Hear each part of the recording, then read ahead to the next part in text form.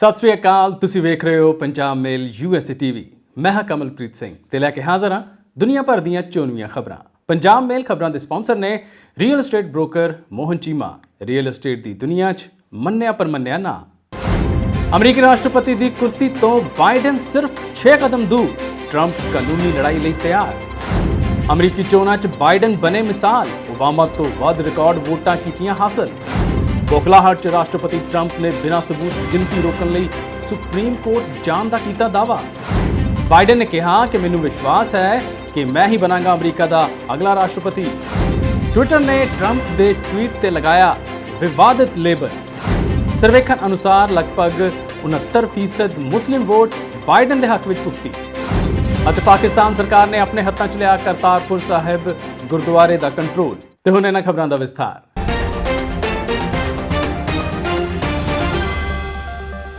ਅਮਰੀਕੀ ਚੋਣਾਂ ਵਿੱਚ ਡੈਮੋਕ੍ਰੈਟਿਕ ਪਾਰਟੀ ਦੇ ਰਾਸ਼ਟਰਪਤੀ ਅਹੁਦੇ ਦੇ ਉਮੀਦਵਾਰ ਜੋ ਬਾਈਡਨ ਜਿੱਤੇ ਅੰਕੜੇ 270 ਦੇ ਨੇੜੇ ਪੁੱਜ ਗਏ ਹਨ। ਬਾਈਡਨ ਨੇ ਮਿਸ਼ੀਗਨ ਸੂਬੇ ਵਿੱਚ ਜਿੱਤ ਦਰਜ ਕੀਤੀ ਹੈ। ਬਾਈਡਨ ਹੁਣ ਤੱਕ 264 ਤੇ ਲੀਡ ਕਰ ਰਹੇ ਹਨ, ਜਦਕਿ ਟਰੰਪ 214 ਇਲੈਕਟੋਰਲ ਵੋਟਾਂ ਨਾਲ ਕਾਫੀ ਪਿੱਛੇ ਚੱਲ ਰਹੇ ਹਨ। ਇਸ ਦਾ ਮਤਲਬ ਇਹ ਹੈ ਕਿ ਅਮਰੀਕੀ ਰਾਸ਼ਟਰਪਤੀ ਦੀ ਕੁਰਸੀ ਤੋਂ ਬਾਈਡਨ ਸਿਰਫ 6 ਕਦਮ ਦੂਰ ਹਨ। ਵਾਈਟ ਹਾਊਸ ਪਹੁੰਚਣ ਲਈ ਇਲੈਕਟੋਰਲ ਵੋਟਾਂ ਦਾ 270 ਦਾ ਅੰਕੜਾ ਹੋਣਾ ਜ਼ਰੂਰੀ ਹੈ। ਦੂਜੇ ਪਾਸੇ ਰਿਪਬਲਿਕਨ ਪਾਰਟੀ ਦੇ ਉਹਨਾਂ ਦੇ ਵਿਰੋਧੀ ਡੋਨਲਡ ਟਰੰਪ ਕਾਨੂੰਨੀ ਲੜਾਈ ਲੜਨ ਲਈ ਤਿਆਰ ਹਨ। ਟਰੰਪ ਨੇ ਬੁੱਧਵਾਰ ਦੇਰ ਰਾਤ ਬੈਟਲ ਗਰਾਊਂਡ ਸੂਬਿਆਂ ਪੈਨਸਿਲਵੇਨੀਆ, ਮਿਸ਼ੀਗਨ, ਨਾਰਥ ਕੈਰੋਲੀਨਾ ਅਤੇ ਜਾਰਜੀਆ ਵਿੱਚ ਆਪਣੀ ਜਿੱਤ ਦਾ ਐਲਾਨ ਕੀਤਾ ਸੀ। ਬੈਟਲ ਗਰਾਊਂਡ ਉਹਨਾਂ ਸੂਬਿਆਂ ਨੂੰ ਕਿਹਾ ਜਾਂਦਾ ਹੈ ਜਿੱਥੇ ਰੁਝਾਨ ਸਪਸ਼ਟ ਨਹੀਂ ਹੁੰਦਾ। ਅਮਰੀਕੀ ਰਾਸ਼ਟਰਪਤੀ ਨੇ ਲੜੀਵਾਰ ਟਵੀਟ ਕਰਕੇ ਕਿਹਾ ਕਿ ਅਸੀਂ ਪੈਨਸਿਲਵੇਨੀਆ, ਜਾਰਜੀਆ ਅਤੇ ਨਾਰਥ ਕੈਰੋਲੀਨਾ ਵਿੱਚ ਦਾਅਵਾ ਕੀਤਾ ਹੈ। ਇਹਨਾਂ ਸੂਬਿਆਂ 'ਚ ਟਰੰਪ ਅੱਗੇ ਚੱਲ ਰਹੇ ਸਨ। ਇਸ ਤੋਂ ਇਲਾਵਾ ਅਸੀਂ ਮਿਸ਼ੀਗਨ ਵਿੱਚ ਵੀ ਦਾਅਵਾ ਕਰ ਰਹੇ ਹਾਂ ਜਿੱਥੇ ਵੱਡੀ ਗਿਣਤੀ ਵਿੱਚ ਲੁਕਵੇਂ ਰੂਪ ਵਿੱਚ ਵੋਟਾਂ ਹੋਣ ਦੀ ਜਾਣਕਾਰੀ ਮਿਲੀ ਸੀ। ਉਹਨਾਂ ਇੱਕ ਹੋਰ ਟਵੀਟ ਵਿੱਚ ਕਿਹਾ ਕਿ ਸਾਡੇ ਵਕੀਲਾਂ ਨੇ ਸਾਰਥਕ ਪਹੁੰਚ ਦੀ ਇਜਾਜ਼ਤ ਮੰਗੀ ਹੈ, ਪਰ ਹੁਣ ਉਸ ਨਾਲ ਕੀ ਲਾਭ ਮਿਲੇਗਾ? ਸਾਡੀ ਪ੍ਰਣਾਲੀ ਦੀ ਅਖੰਡਤਾ ਅਤੇ ਰਾਸ਼ਟਰਪਤੀ ਚੋਣਾਂ ਨੂੰ ਨੁਕਸਾਨ ਪੁੱਜ ਚੁੱਕਾ ਹੈ। ਇਸ ਸੰਬੰਧੀ ਚਰਚਾ ਕਰਨ ਦੀ ਲੋੜ ਹੈ। ਦੂਜੇ ਪਾਸੇ ਬਾਈਡਨ ਨੇ ਚੋਣਾਂ ਵਿੱਚ ਆਪਣੀ ਜਿੱਤ ਦਾ ਦਾਅਵਾ ਕੀਤਾ ਹੈ। ਉਹਨਾਂ ਟਵੀਟ ਕੀਤਾ, ਪ੍ਰਕਿਰਿਆ ਅਤੇ ਇੱਕ ਦੂਜੇ ਤੇ ਵਿਸ਼ਵਾਸ ਰੱਖੋ, ਅਸੀਂ ਇਕੱਠੇ ਇਸ ਵਿੱਚ ਜੇਤੂ ਰਹਾਂਗੇ। ਗੌਰਤਲਬ ਹੈ ਕਿ Joe Biden Michigan, Wisconsin, Maine, Arizona, Hawaii, Minnesota, Colorado, New Mexico, California, New Hampshire, Oregon, Vermont, Virginia, Washington, Ireland, road, New York, New Jersey, Massachusetts, Maryland, Illinois, Delaware ਅਤੇ ਕੁਆਂਟਿਕ ਦੇ ਨਾਲ ਡਿਸਟ੍ਰਿਕਟ ਆਫ ਕੋਲੰਬੀਆ ਵੀ ਜਿੱਤ ਚੁੱਕੇ ਹਨ। ਟਰੰਪ ਦੀ ਮੁਹਿੰਮ ਚਲਾਉਣ ਵਾਲਿਆਂ ਨੇ ਜਾਰਜੀਆ, ਮਿਸ਼ੀਗਨ ਅਤੇ ਪੈਨਸਿਲਵੇਨੀਆ ਵਿੱਚ ਕੇਸ ਦਰਜ ਕਰਾਏ ਹਨ ਅਤੇ ਵਿਸਕੌਨਸਿਨ ਵਿੱਚ ਵੋਟਾਂ ਦੀ ਗਿਣਤੀ ਮੁੜ ਕਰਾਉਣ ਦੀ ਮੰਗ ਕੀਤੀ ਹੈ। ਅਮਰੀਕਾ ਵਿੱਚ ਰਾਸ਼ਟਰਪਤੀ ਅਹੁਦੇ ਦੀ ਦੌੜ ਵਿੱਚ ਸਭ ਤੋਂ ਅੱਗੇ ਚੱਲ ਰਹੇ ਡੈਮੋਕ੍ਰੈਟਿਕ ਪਾਰਟੀ ਦੇ ਉਮੀਦਵਾਰ ਜੋ ਬਾਈਡਨ ਨੇ ਪਾਪੂਲਰ ਵੋਟਾਂ ਦੇ ਮਾਮਲੇ ਵਿੱਚ ਆਪਣੀ ਹੀ ਪਾਰਟੀ ਦੇ ਨੇਤਾ ਬਰਾਕ ਓਬਾਮਾ ਨੂੰ ਪਿੱਛੇ ਛੱਡ ਕੇ ਇਤਿਹਾਸ ਕਾਇਮ ਕੀਤਾ ਹੈ। ਬਾਈਡਨ ਹੁਣ ਤੱਕ ਸਭ ਤੋਂ ਜ਼ਿਆਦਾ ਪਾਪੂਲਰ ਵੋਟ ਪਾਉਣ ਵਾਲੇ ਅਮਰੀਕੀ ਰਾਸ਼ਟਰਪਤੀ ਅਹੁਦੇ ਦੇ ਉਮੀਦਵਾਰ ਬਣ ਗਏ ਹਨ। ਇੱਥੇ ਦੱਸ ਦਈਏ ਕਿ ਓਬਾਮਾ ਦੇ ਸਮੇਂ ਵਿੱਚ ਹੀ ਜੋ ਬਾਈਡਨ ਉਪ ਰਾਸ਼ਟਰਪਤੀ ਵੀ ਰਹਿ ਚੁੱਕੇ ਹਨ। ਇੱਕ ਰਿਪੋਰਟ ਮੁਤਾਬਕ ਬੁੱਧਵਾਰ ਸਵੇਰ ਤੱਕ ਬਾਈਡਨ ਨੂੰ 6,97,68,858 ਵੋਟਾਂ ਮਿਲੀਆਂ ਸਨ ਅਤੇ ਉਹਨਾਂ ਦੇ ਓਬਾਮਾ ਦੇ ਰਿਕਾਰਡ ਨੂੰ ਬਹੁਤ ਆਸਾਨੀ ਦੇ ਨਾਲ ਤੋੜ ਦਿੱਤਾ। ਇਸ ਤੋਂ ਪਹਿਲਾਂ ਓਬਾਮਾ ਨੂੰ 6,94,98,516 ਵੋਟਾਂ ਮਿਲੀਆਂ ਸਨ। ਉਧਰ ਡੋਨਾਲਡ ਟਰੰਪ ਬਾਈਡਨ ਤੋਂ ਪਿੱਛੇ ਚੱਲ ਰਹੇ ਹਨ ਅਤੇ 6,71,62,702 ਵੋਟਾਂ ਹਾਸਲ ਕਰ ਸਕੇ ਹਨ। ਹਾਲਾਂਕਿ ਟਰੰਪ ਨੇ ਆਪਣੇ ਪਿਛਲੇ ਸਾਲ ਦੇ ਰਿਕਾਰਡ ਨੂੰ ਪਿੱਛੇ ਛੱਡ ਦਿੱਤਾ ਹੈ। ਸਾਲ 2016 ਵਿੱਚ ਟਰੰਪ ਨੂੰ 6,29,84,828 ਵੋਟਾਂ ਮਿਲੀਆਂ ਸਨ। ਜ਼ਿਕਰਯੋਗ ਹੈ ਕਿ ਅਮਰੀਕਾ ਵਿੱਚ ਵੋਟਾਂ ਦੀ ਗਿਣਤੀ ਜਾਰੀ ਹੈ ਤੇ ਬਾਈਡਨ ਜਿੱਤ ਤੋਂ ਕੁਝ ਕਦਮ ਦੀ ਦੂਰੀ ਤੇ ਹਨ। ਅਜਿਹੇ ਵਿੱਚ ਟਰੰਪ ਦਾ ਦੋਸ਼ ਹੈ ਕਿ ਚੋਣਾਂ ਵਿੱਚ ਘੁਟਾਲਾ ਹੋ ਰਿਹਾ ਹੈ। ਜਾਰਜੀਆ ਵਿੱਚ ਟਰੰਪ ਦੀ ਟੀਮ ਨੇ ਦੋਸ਼ ਲਾਇਆ ਕਿ ਦੇਰ ਰਾਤ ਆਉਣ ਵਾਲੇ 53 ਵੋਟਰਾਂ ਨੂੰ ਵੀ ਵੋਟ ਪਾਉਣ ਦਿੱਤੀ ਗਈ ਸੀ। ਇਸ ਲਈ ਟਰੰਪ ਨੇ ਮੰਗ ਕੀਤੀ ਕਿ ਇੱਥੇ ਵੋਟਾਂ ਦੀ ਗਿਣਤੀ ਰੋਕੀ ਜਾਣੀ ਚਾਹੀਦੀ ਹੈ। ਉਹਨਾਂ ਅਦਾਲਤ ਵਿੱਚ ਵੀ ਇਸ ਦੀ ਅਪੀਲ ਕੀਤੀ ਹੈ। ਰਾਸ਼ਟਰਪਤੀ ਟਰੰਪ ਨੇ ਇਸ ਚੋਣ ਨੂੰ ਅਮਰੀਕੀ ਲੋਕਾਂ ਨਾਲ ਧੋਖਾ ਕਰਾਰ ਦਿੰਦਿਆਂ ਕਿਹਾ ਕਿ ਅਸਲ ਵਿੱਚ ਅਸੀਂ ਇਹ ਚੋਣ ਜਿੱਤ ਗਏ ਸੀ। ਉਹਨਾਂ ਕਿਹਾ ਕਿ ਉਹ ਇਹ ਲੜਾਈ ਸੁਪਰੀਮ ਕੋਰਟ ਤੱਕ ਲੈ ਕੇ ਜਾਣਗੇ ਤਾਂ ਜੋ ਵੋਟਾਂ ਦੀ ਗਿਣਤੀ ਰੋਕੀ ਜਾ ਸਕੇ। ਚੋਣ ਪ੍ਰਕਿਰਿਆ ਵਿੱਚ ਕਿਸੇ ਘਪਲੇ ਦੇ ਸਬੂਤ ਦਾ ਹਵਾਲਾ ਦਿੱਤੇ ਬਿਨਾਂ ਟਰੰਪ ਨੇ ਕਿਹਾ, ਅਚਾਨਕ ਹੀ ਸਭ ਕੁਝ ਰੁਕਿਆ ਹੈ। ਇਹ ਅਮਰੀਕੀ ਲੋਕਾਂ ਦੇ ਨਾਲ ਧੋਖਾ ਹੈ। ਇਹ ਸਾਡੇ ਮੁਲਕ ਲਈ ਸ਼ਰਮਨਾਕ ਹੈ। ਅਸੀਂ ਇਹ ਚੋਣ ਜਿੱਤਣ ਦੀ ਤਿਆਰੀ ਕਰ ਰਹੇ ਸੀ। ਅਸਲ ਵਿੱਚ ਅਸੀਂ ਇਹ ਚੋਣ ਜਿੱਤ ਹੀ ਗਏ ਸੀ। ਵਾਈਟ ਹਾਊਸ ਦੇ ਪੂਰਬੀ ਕਮਰੇ ਵਿੱਚ ਸਵੇਰੇ 2 ਵਜੇ ਆਪਣੇ ਸਮਰਥਕਾਂ ਦੇ ਨਾਲ ਗੱਲਬਾਤ ਕਰਦਿਆਂ ਟਰੰਪ ਨੇ ਕਿਹਾ, ਇਹ ਚੋਣਾਂ ਅਸੀਂ ਹੀ ਜਿੱਤਾਂਗੇ। ਹੁਣ ਸਾਡਾ ਮਕਸਦ ਇਸ ਮੁਲਕ ਦੇ ਭਲੇ ਲਈ ਇਮਾਨਦਾਰੀ ਯਕੀਨੀ ਬਣਾਉਣਾ ਹੈ। ਇਹ ਬਹੁਤ ਵੱਡਾ ਪਲ ਹੈ। ਅਸੀਂ ਚਾਹੁੰਦੇ ਹਾਂ ਕਿ ਕਾਨੂੰਨ ਦੀ ਸਹੀ ਢੰਗ ਦੇ ਨਾਲ ਵਰਤੋਂ ਹੋਵੇ। ਇਸ ਕਰਕੇ ਅਸੀਂ ਸੁਪਰੀਮ ਕੋਰਟ ਜਾਵਾਂਗੇ। ਇਸ ਤੇ ਤਿੱਖੀ ਪ੍ਰਤੀਕਿਰਿਆ ਦਿੰਦਿਆਂ ਬਾਈਡਨ ਦੇ ਪ੍ਰਚਾਰ ਮੈਨੇਜਰ ਜੇਨ ਓਮਾਲੇ ਡਿਲੋਨ ਨੇ ਟਰੰਪ ਦੇ ਬਿਆਨ ਨੂੰ ਅਪਰਾਧਿਕ ਤੇ ਗਲਤ ਕਰਾਰ ਦਿੰਦਿਆਂ ਕਿਹਾ ਕਿ ਜੇਕਰ ਰਾਸ਼ਟਰਪਤੀ ਚੋਣਾਂ ਦੀ ਸਹੀ ਗਿਣਤੀ ਰੋਕਣ ਲਈ ਅਦਾਲਤ ਜਾਣ ਦੀ ਧਮਕੀ ਦੇ ਸਕਦੇ ਹਨ ਤਾਂ ਸਾਡੇ ਕੋਲ ਵੀ ਜਵਾਬੀ ਕਾਰਵਾਈ ਲਈ ਕਾਨੂੰਨੀ ਟੀਮਾਂ ਤਿਆਰ ਹਨ ਅਤੇ ਉਹ ਜਵਾਬ ਦੇਣਗੀਆਂ। ਅਮਰੀਕੀ ਰਾਸ਼ਟਰਪਤੀ ਦੀਆਂ ਚੋਣਾਂ ਦੇ ਨਤੀਜਿਆਂ ਦੌਰਾਨ ਡੈਮੋਕ੍ਰੈਟਿਕ ਉਮੀਦਵਾਰ ਜੋ ਬਾਈਡਨ ਨੇ ਵਿਸ਼ਵਾਸ ਪ੍ਰਗਟਾਇਆ ਹੈ ਕਿ ਵੋਟਾਂ ਦੀ ਗਿਣਤੀ ਖਤਮ ਹੋਣ ਤੇ ਉਹ ਰਾਸ਼ਟਰਪਤੀ ਦੀ ਚੋਣ ਜਿੱਤਣਗੇ। ਬਾਈਡਨ ਨੇ ਕਿਹਾ, ਬੁੱਧਵਾਰ ਦੇਰ ਰਾਤ ਦੀ ਗਿਣਤੀ ਤੋਂ ਬਾਅਦ ਇਹ ਸਪਸ਼ਟ ਹੋ ਗਿਆ ਹੈ ਕਿ ਸਾਨੂੰ ਰਾਸ਼ਟਰਪਤੀ ਦੇ ਅਹੁਦੇ ਲਈ ਲੋੜੀਂਦੀਆਂ 270 ਇਲੈਕਟੋਰਲ ਵੋਟਾਂ ਮਿਲਣਗੀਆਂ। ਉਹਨਾਂ ਕਿਹਾ ਕਿ ਉਹ ਕੋਈ ਐਲਾਨ ਨਹੀਂ ਕਰ ਰਹੇ, ਪਰ ਉਹਨਾਂ ਨੂੰ ਪੂਰਾ ਵਿਸ਼ਵਾਸ ਹੈ ਕਿ ਉਹ ਜਿੱਤ ਦਰਜ ਕਰਨਗੇ। ਉਹਨਾਂ ਕਿਹਾ ਕਿ ਅਸੀਂ ਡੈਮੋਕ੍ਰੇਟਸ ਵਜੋਂ ਪ੍ਰਚਾਰ ਕਰ ਰਹੇ ਹਾਂ, ਪਰ ਮੈਂ ਅਮਰੀਕੀ ਰਾਸ਼ਟਰਪਤੀ ਵਜੋਂ ਕੰਮ ਕਰਾਂਗਾ। ਉਹਨਾਂ ਕਿਹਾ ਕਿ ਰਾਸ਼ਟਰਪਤੀ ਦਾ ਅਹੁਦਾ ਕੋਈ ਪੱਖਪਾਤੀ ਸੰਸਥਾ ਨਹੀਂ ਹੈ। ਇਹ ਇਸ ਰਾਸ਼ਟਰ ਦਾ ਦਫ਼ਤਰ ਹੈ ਜੋ ਹਰ ਨਾਗਰਿਕ ਨੂੰ ਦਰਸਾਉਂਦਾ ਹੈ ਅਤੇ ਸਾਰੇ ਅਮਰੀਕੀ ਨਾਗਰਿਕਾਂ ਦਾ ਫਰਜ਼ ਬਣਦਾ ਹੈ ਕਿ ਉਹ ਇਸ ਦੀ ਸੰਭਾਲ ਕਰਨ। ਜ਼ਿਕਰਯੋਗ ਹੈ ਕਿ ਬਾਈਡਨ ਹੁਣ ਤੱਕ 264 ਤੇ ਲੀਡ ਕਰ ਰਹੇ ਹਨ, ਜਦਕਿ ਟਰੰਪ 214 ਇਲੈਕਟੋਰਲ ਵੋਟਾਂ ਨਾਲ ਕਾਫੀ ਪਿੱਛੇ ਚੱਲ ਰਹੇ ਹਨ। ਵਾਈਟ ਹਾਊਸ ਪਹੁੰਚਣ ਲਈ ਇਲੈਕਟੋਰਲ ਵੋਟਾਂ ਦਾ 270 ਦਾ ਅੰਕੜਾ ਹੋਣਾ ਜ਼ਰੂਰੀ ਹੈ। ਰਾਸ਼ਟਰਪਤੀ ਡੋਨਾਲਡ ਟਰੰਪ ਵੱਲੋਂ ਆਪਣੇ ਵਿਰੋਧੀ ਬਾਈਡਨ ਨੂੰ ਨਿਸ਼ਾਨਾ ਬਣਾ ਕੇ ਕੀਤੇ ਗਏ ਟਵੀਟ ਨੂੰ ਟਵਿੱਟਰ ਨੇ ਵਿਵਾਦਿਤ ਦਾ ਲੇਬਲ ਲਗਾਇਆ ਹੈ। ਚੋਣ ਨਤੀਜਿਆਂ ਬਾਰੇ ਪਹਿਲਾਂ ਪ੍ਰਤੀਕਰਮ ਦਿੰਦਿਆਂ ਟਰੰਪ ਨੇ ਟਵੀਟ ਕੀਤਾ ਸੀ, ਅਸੀਂ ਵੱਡੀ ਜਿੱਤ ਹਾਸਲ ਕਰਨ ਜਾ ਰਹੇ ਹਾਂ, ਪਰ ਡੈਮੋਕ੍ਰੈਟਿਕ ਪਾਰਟੀ ਅਤੇ ਬਾਈਡਨ ਵੋਟਾਂ ਚੋਰੀ ਕਰਨ ਦੀ ਕੋਸ਼ਿਸ਼ ਕਰ ਰਹੇ ਹਨ। ਅਸੀਂ ਉਹਨਾਂ ਨੂੰ ਇੰਜ ਕਦੇ ਵੀ ਨਹੀਂ ਕਰਨ ਦੇਵਾਂਗੇ। ਚੋਣਾਂ ਦਾ ਸਮਾਂ ਮੁੱਕਣ ਮਗਰੋਂ ਵੋਟਾਂ ਨਹੀਂ ਪਾਈਆਂ ਜਾ ਸਕਦੀਆਂ। ਟਵੀਟ ਤੇ ਚੇਤਾਵਨੀ ਦਿੱਤੀ ਗਈ ਹੈ ਕਿ ਇਸ ਦੀ ਸਾਂਝੀ ਕੀਤੀ ਗਈ ਸਮੱਗਰੀ ਵਿਵਾਦਿਤ ਹੈ ਅਤੇ ਇਹ ਚੋਣਾਂ ਜਾਂ ਹੋਰ ਪ੍ਰਕਿਰਿਆ ਬਾਰੇ ਗੁੰਮਰਾਹ ਕਰ ਸਕਦੀ ਹੈ। ਟਵਿੱਟਰ ਵੱਲੋਂ ਪਹਿਲਾਂ ਵੀ ਟਰੰਪ ਖਿਲਾਫ ਅਜਿਹੀ ਕਾਰਵਾਈ ਕੀਤੀ ਜਾ ਚੁੱਕੀ ਹੈ। ਅਮਰੀਕਾ ਵਿੱਚ ਰਾਸ਼ਟਰਪਤੀ ਚੋਣਾਂ ਦੇ ਨਾਲ-ਨਾਲ ਕਈ ਸੂਬਿਆਂ ਵਿੱਚ ਹੋਈਆਂ ਚੋਣਾਂ ਵਿੱਚ 5 ਔਰਤਾਂ ਸਮੇਤ 1 ਦਰਜਨ ਤੋਂ ਵੱਧ ਭਾਰਤੀਆਂ ਨੇ ਜਿੱਤ ਦਰਜ ਕੀਤੀ ਹੈ। ਭਾਰਤੀ ਅਮਰੀਕੀ ਹਲਕਿਆਂ ਵਿੱਚ ਅਜਿਹਾ ਪਹਿਲੀ ਵਾਰ ਹੋਇਆ ਹੈ। ਇਸ ਤੋਂ ਇਲਾਵਾ 4 ਭਾਰਤੀ ਮੂਲ ਦੇ ਉਮੀਦਵਾਰ ਡਾਕਟਰ ਐਮੀ ਬੇਰਾ, ਪ੍ਰਮਿਲਾ ਜੈਪਾਲ, ਰੋ ਖੰਨਾ ਅਤੇ ਰਾਜਾ ਕ੍ਰਿਸ਼ਨਾ ਮੂਰਤੀ ਅਮਰੀਕੀ ਕਾਂਗਰਸ ਦੇ ਹੇਠਲੇ ਸਦਨ ਹਾਊਸ ਆਫ ਰਿਪਰੈਜ਼ੈਂਟੇਟਿਵ ਲਈ ਮੁੜ ਚੁਣੇ ਗਏ ਹਨ। ਉਧਰ ਭਾਰਤੀ ਮੂਲ ਦੇ ਘੱਟ ਤੋਂ ਘੱਟ 3 ਅਜਿਹੇ ਉਮੀਦਵਾਰ ਹਨ ਜਿਨ੍ਹਾਂ ਦਾ ਫੈਸਲਾ ਹਾਲੇ ਨਹੀਂ ਹੋਇਆ ਹੈ। ਇਹਨਾਂ ਵਿੱਚੋਂ ਇੱਕ ਹਾਊਸ ਆਫ ਰਿਪਰੈਜ਼ੈਂਟੇਟਿਵ ਲਈ ਮੈਦਾਨ ਵਿੱਚ ਹੈ। ਸੂਬਾਈ ਵਿਧਾਇਕਾਂ ਲਈ ਭਾਰਤੀ ਮੂਲ ਦੀਆਂ 5 ਔਰਤਾਂ ਚੁਣੀਆਂ ਗਈਆਂ। ਉਹਨਾਂ ਵਿੱਚ ਨਿਊਯਾਰਕ ਵਿਧਾਨ ਸਭਾ ਲਈ ਜੈਨੀਫਰ ਰਾਜਕੁਮਾਰ, ਕੈਂਟਕੀ ਲਈ ਨੀਮਾ ਕੁਲਕਰਨੀ, ਵਰਮੋਂਟ ਲਈ ਕੇਸ਼ਾਰਾਮ, ਵਾਸ਼ਿੰਗਟਨ ਲਈ ਵੰਦਨਾ ਸਲੇਟਰ ਅਤੇ ਮਿਸ਼ੀਗਨ ਦੇ ਲਈ ਪਦਮਾ ਕੁੱਪਾ ਸ਼ਾਮਿਲ ਹਨ।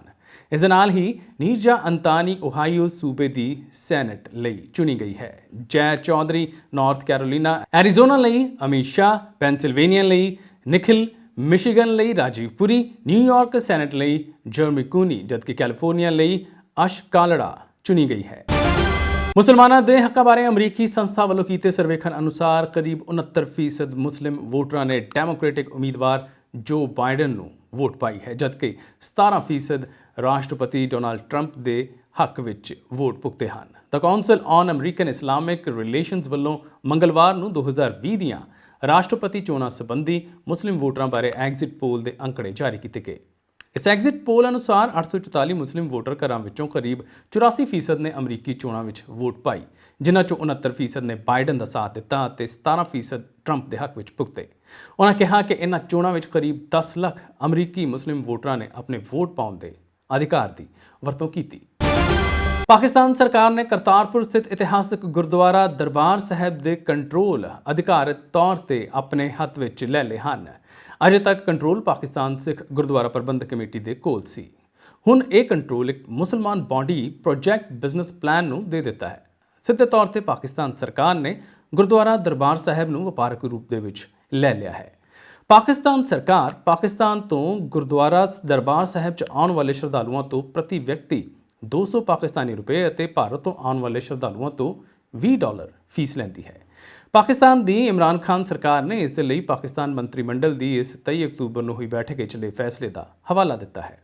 ਪਾਕਿਸਤਾਨ ਸਰਕਾਰ ਨੇ ਇਸ ਸਬੰਧ ਵਿੱਚ ਨੋਟੀਫਿਕੇਸ਼ਨ ਜਾਰੀ ਕਰ ਦਿੱਤਾ ਹੈ।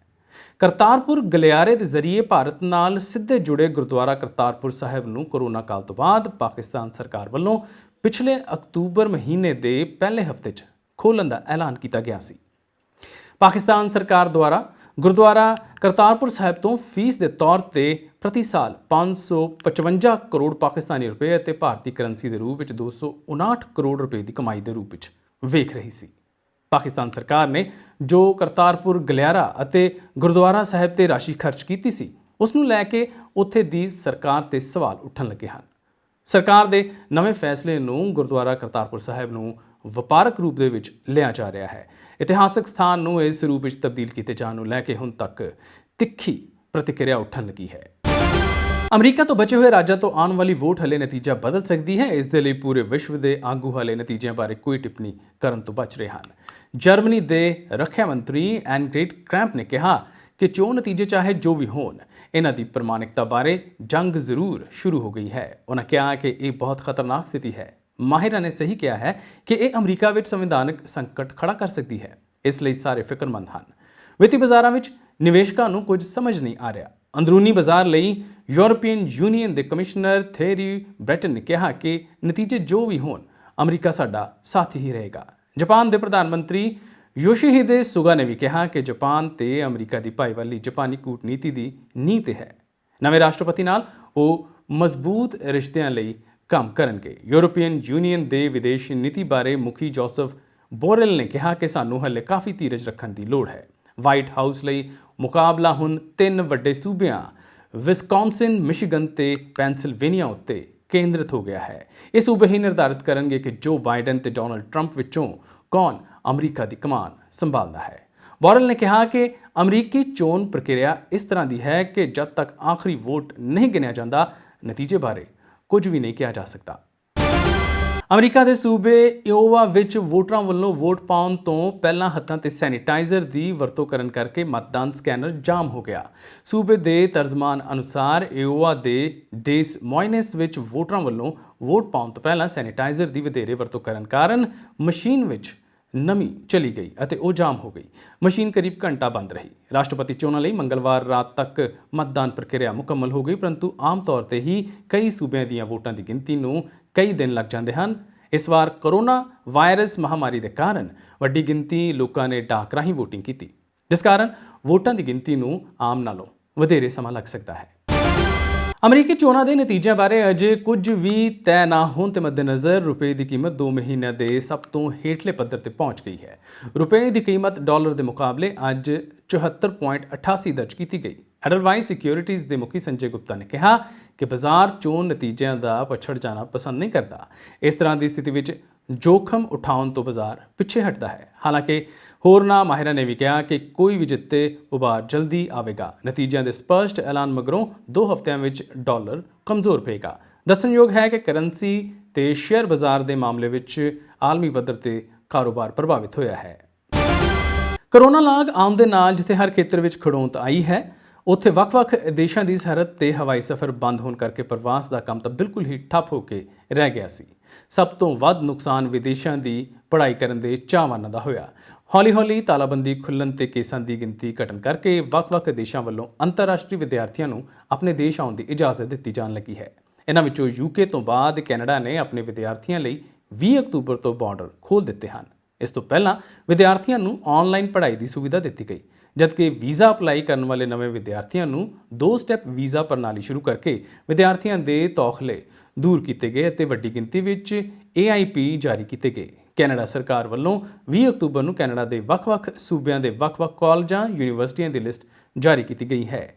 ਇਹ ਲਿਸਟ ਉਹਨਾਂ ਕਾਲਜਾਂ ਤੇ ਯੂਨੀਵਰਸਿਟੀਆਂ ਦੀ ਹੈ ਜਿਨ੍ਹਾਂ ਨੇ ਕਰੋਨਾ ਅਹਿਤਿਆਤ ਯੋਜਨਾ ਬਣਾ ਕੇ ਆਪਣੇ ਸੂਬੇ ਦੀ ਸਰਕਾਰ ਨੂੰ ਦਿੱਤੀ ਸੀ। ਇਹ ਯੋਜਨਾ ਸੂਬਾ ਸਰਕਾਰ ਵੱਲੋਂ ਪ੍ਰਵਾਨ ਕਰਕੇ ਇਮੀਗ੍ਰੇਸ਼ਨ ਮਹਿਕਮੇ ਨੂੰ ਲਿਸਟ ਭੇਜੀ ਗਈ।